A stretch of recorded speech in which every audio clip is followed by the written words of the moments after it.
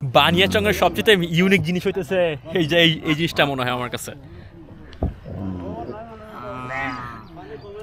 গ্রাম বাংলাকে খুঁজতে হলে আপনার বানিয়াচংয়ে আসতে হবে। ও এও বুঝতে পারছি, এর বাচ্চা তো এই জন্য না, দেখছেন দরদ দেখছেন, এটা হইতেছে।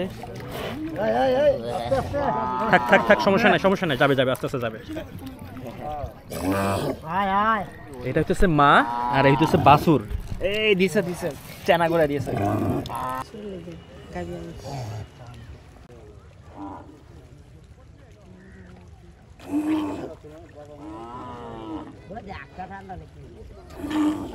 মায়ের ভালোবাসা দেখছেন কি?